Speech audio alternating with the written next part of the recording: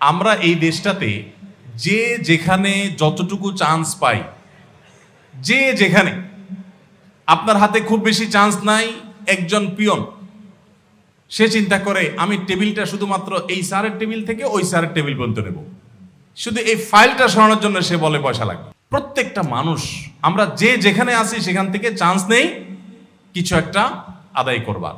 আমার ভগ্নিপতি অমুক, তাকে দিয়ে তমুকেরটা তমুক আদায় করে দিব, আমার চাচাতো ভাই অমুক, আমার বাপ অমুক, আমার খালু অমুক।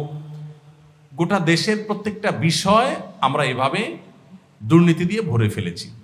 আপনি হলের ডাইনিং ম্যানেজার থাকেন আর যেটাই থাকুন না কেন, শিক্ষার্থীদের টাকা যদি উত্তোলন করা হয়ে থাকে সেটা আপনার কাছে আমানত। আপনার যদি কোনো পারিশ্রমিক নেওয়ার রাইট থাকে, সেটার জন্য অফিসিয়াল ডিসিশন হবে, সেই ডিসিশনের আকারে আপনি নেবেন, সেই ডিসিশনের আলোকে আপনি নেবেন। এর বাইরে যদি আপনি তলে তলে কিছু গ্রহণ করেন তাহলে সেটা নিজে নিজে গ্রহণ করেন। দেখেন, শয়তান মুসলমানদের হারাম খাওয়ানোর জন্য কিছু মাসালা ডেলিভারি করে, এরকম শয়তান বলে যে দেখো তুমি তো এখানে পরিশ্রম করছো, তোমার তো কষ্ট আছে, আসলে ডিউটির বাইরেও তো তুমি কত কষ্ট করছো, তুমি একটু নিতেই পারো। এরকম বিভিন্ন মাসালা দেখবেন মনে মনে উদ্রেক হয়, তখন বুঝবেন যে ইবলিস হাজির হয়ে গেছে আমার এখন মাসালা ডেলিভারি দেওয়ার জন্য। ইবলিস জানে কাকে কিভাবে ধোকা দিবে। যে হারাম খাবে, যার ভিতরে আল্লাহর ভয় নাই, আখিরাতের ভয় নাই, তারে ডাইরেক্ট খাওয়াবে। আর যে আল্লাহর ভয় আছে তারে বলবে না এটা তোমার জন্য হালাল, তারে মাসালা দিয়া হালাল বানায়া তারপর ইবলিস খাওয়াবে।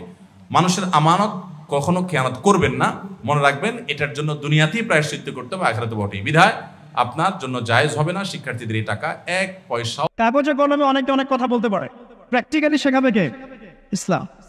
এখন বলতে পারেন তাহলে মুসলিমদের মধ্যে দুর্নীতি কেন, মুসলিমদের মধ্যে কেন এই সমস্যাগুলো হয়?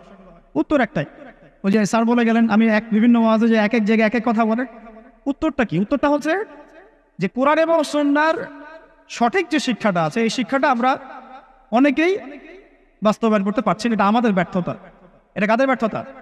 এটা আমাদের ব্যর্থতা। এখানে আমাদের ব্যক্তি স্বার্থ থাকতে পারে, এখানে আমার জ্ঞানের স্বল্পতা থাকতে পারে, আমার ভিতরে অহংকার থাকতে পারে, বা আমি অল্প শিক্ষিত হতে পারি, এবং এমন হতে পারে আমার জ্ঞানটা যুগোপযোগী না।